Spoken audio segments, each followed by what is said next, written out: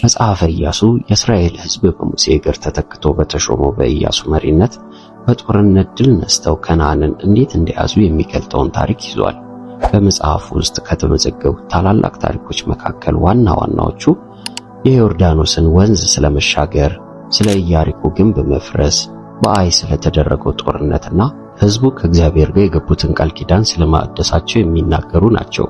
በመጽሐፉ ውስጥ በጣም ታዋቂ ከሆኑት ክፍሎች አንዱ የምታመልኩትን ዛሬውን ምረጡ፣ እኔና ቤተሰቤ ግን እግዚአብሔርን እናመልካለን የሚለው የመጽሐፈ ኢያሱ ምዕራፍ 24 ቁጥር 15 ላይ የሚገኘው ጥቅስ ነው። የመጽሐፉን ይዘት ስንመለከት የከነዓን ድል መሆን፣ የመሬት ክፍፍል፣ ከዮርዳኖስ ምስራቅ ያለው መሬት፣ ከዮርዳኖስ ምዕራብ ያለው መሬት፣ የመማጠኛ ከተሞች፣ የሌዋውያን ከተሞች፣ ከምስራቅ የመጡት ነገዶች ወደ ቦታቸው መመለስ፣ የኢያሱ የመሰናበቻ ንግግር፣ በሴኬም የቃል ኪዳኑ መታደስ እነዚህን ይመስላሉ። መጽሐፈ መሳፍንት ከነዓን ከተያዘችበት ጊዜ አንስቶ ንጉሣዊ መንግሥት እስከተመሰረተበት ጊዜ ድረስ በእስራኤል ሕዝብ ታሪክ ሕገ ወጥ ከነበረው ዘመን የተገኘውን ታሪኮች የያዘ ነው።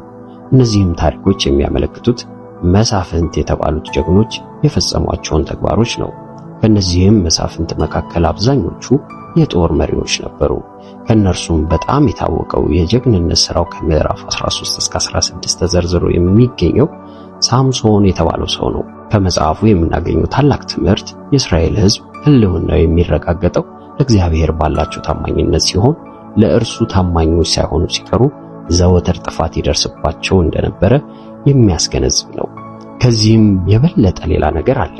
ይኸውም ምንም እንኳን ሕዝቡ ለእግዚአብሔር ያላቸውን ታማኝነት በማጉደላቸው ምክንያት ጥፋት ቢደርስባቸው ንስሐ ገብተው ወደ እርሱ በተመለሱ ቁጥር እግዚአብሔር ሊያድናቸው ዝግጁ መሆኑን የሚያመለክት ነው። የመጽሐፉን ይዘት ስንመለከት እስከ ኢያሱ ሞት ድረስ የነበረው ሁኔታ፣ የእስራኤል መሳፍንት የተለያዩ ድርጊቶችን እናገኛለን። በሰላም የተሞላው የሩት ታሪክ የተገኘው በመጽሐፈ መሳፍንት በተገለጠው የአመፅ ጊዜ ነው። የሞዓብ አገር ተወላጅ የሆነችው ሩት ለአንድ እስራኤላዊ ሰው ተድራ ነበረ። ባሏ በሞተ ጊዜ ሩት እስራኤላዊ ለሆነችው ምራቷ እጅግ አስደናቂ የሆነ ታማኝነት ታሳያለች። እንዲሁም የእስራኤል አምላክ ለሆነው እግዚአብሔር ታላቅ ፍቅር ያድርባታል። በመጨረሻም ከድሮ ባሏ ዘመዶች መካከል አንድ ሌላ ሰው ታገባለች። በዚህም ጋብቻ አማካኝነት ለእስራኤል ታላቅ ንጉሥ ለነበረው ለዳዊት ቅድመ አያት የመሆንን ዕድል ትጎናጸፋለች። በመጽሐፈ መሳፍንት ያሉት ታሪኮች የእግዚአብሔር ሕዝብ ከእግዚአብሔር በመራቃቸው የደረሰባቸውን ጥፋት ያሳያሉ። በመጽሐፈ ሩት ያለው ታሪክ ደግሞ የእስራኤል አምላክ ወደ ሆነው እግዚአብሔር ፊቷን የመለሰች አንዲት ባዕድ ሴት የምታገኘውን በረከትና ታማኞች ከሆኑት ሕዝቡ መካከል አንዷ ልትሆን መብቃቷን ያሳያል።